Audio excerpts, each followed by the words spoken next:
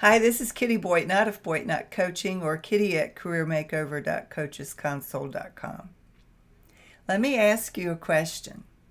Now that it's December and you're starting to think about Christmas parties and baking and shopping and getting ready for the holidays, and if you have little children, you're determined to try to make this holiday something that they'll remember for the rest of their lives, so you want to make it as special as possible. If you have an aging parent, it may be occurring to you that this might be their last Christmas and you want to make it special so that everybody has fond memories of that last Christmas. I know it's been a couple of years ago now already since I had the pleasure and privilege of my last Christmas with my mom. And it's been 30 years since I had my last Christmas with my dad. And every year they are with me in spirit, even though they're not here physically. The holidays bring up all kinds of feelings, emotions. Stress is just part of the package. All of the busyness that goes along with the preparation and having everything just right. And we put a lot of pressure on ourselves, don't we, to make it just perfect. And it seems that the pressure of the holiday preparation period starts earlier and earlier. I started seeing Christmas decorations all the way back to Halloween. So we already have Black Friday behind us. We already have Cyber Monday behind us. And here we are into December. And in 23 more days, we'll have our 2016 Christmas memory already made. Now, what I want to offer as part of a series for the next couple of weeks is every other day I'm going to offer a video that's about one specific strategy that I think will help you to become stronger, more resilient, more healthy or healthier, so that you don't wind up down on your back with a cold or bronchitis or the flu because you let the stress of the holiday get to you and cause you to get sick. You may or may not know that stress depresses your immune system.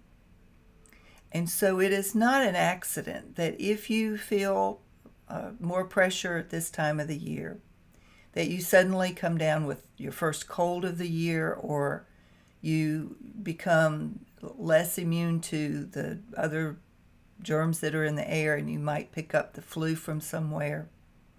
You may just feel bum. You may just feel the effects of the stress, and it just sort of drags down on your spirit and therefore makes you feel physically tired and worn out. And we can avoid much of those feelings, and certainly we can avoid getting sick if we are taking better care of ourselves, if we're doing the basic rudiments of self-care, which is something we tend to neglect. We have mistakenly decided that self-care is selfish. It isn't. Taking care of yourself is important. You can't take care of anybody else if you're sick. If you need them to take care of you, how can you take care of them? So it isn't selfish at all. It's your way of being kind to yourself and also being available to others with the kind of energy and the kind of compassion that you want to have plenty to spare.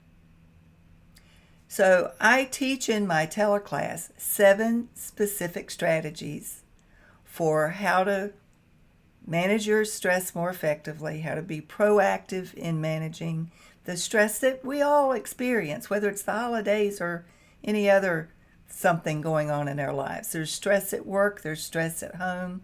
Relationships often precipitate stress, whether they mean to or not.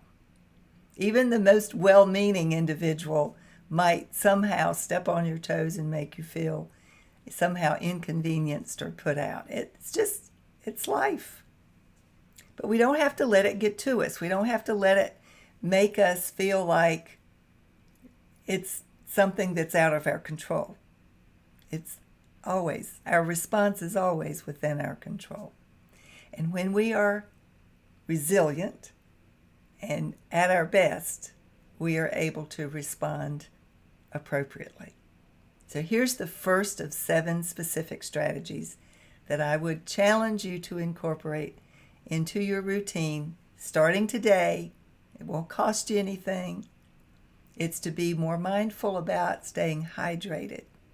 Something that simple. Did you know that most of us go around the day, part of the day at least, partially to severely dehydrated? Especially this time of year when we start to close all the windows and doors and we have all this dry heat surrounding us. Our skin begins to get dry, our fingers begin to crack, our lips crack.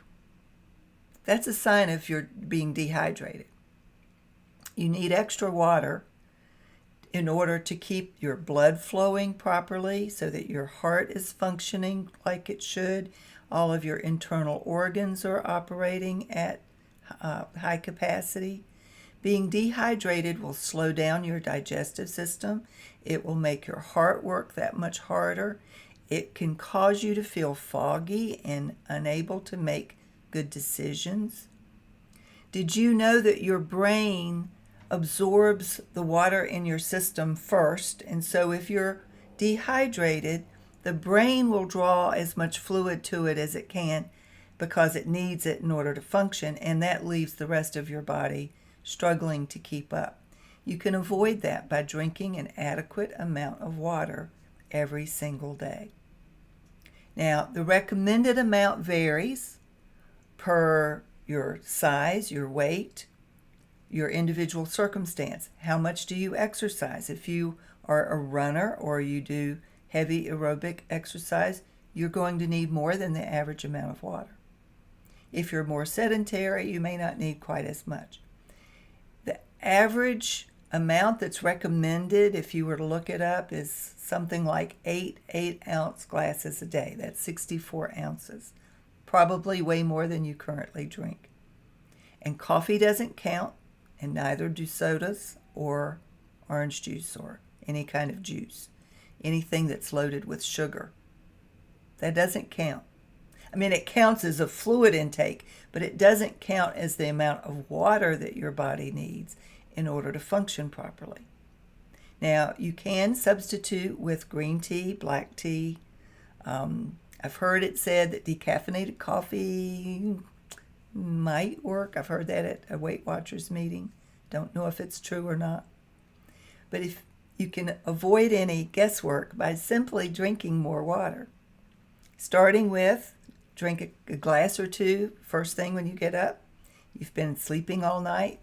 You've not been drinking. Your body's dehydrated. So instead of grabbing coffee, which is what we tend to want to do first, drink a glass of water. It'll make you feel better. Then throughout the day, keep a glass of water on your desk or a bottle of water or one of those containers that you can get at the store that you could be sipping on throughout the day. Fill that up 3 times a day and simply sip on it as you need to. Do not wait until you've gotten thirsty. You're already dehydrated if you're thirsty.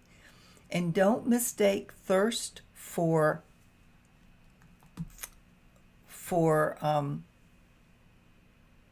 I saw something that distracted me. Don't mistake thirst for hunger. That was what I was getting ready to say. Your hunger may simply be a sign that you're thirsty. So I want you to commit for the next couple of days that you're going to drink more water and that you're going to sign up for my master class, which is free, and start taking better care of yourself starting today. No matter what else is going on, you can incorporate some extra water into your day. So I want you to start with that and let me know how it goes. You can message me through Facebook or email me if you'd like, And you can find that email address on Facebook at Kitty Boitnott. So I hope this message will have landed for you at just the right time so that you are able to start taking better care of yourself through the month of December. Until next time, this is Kitty Boitnott at kitty@careermakeover.coachesconsole.com or Boitnott Coaching. Have a great day.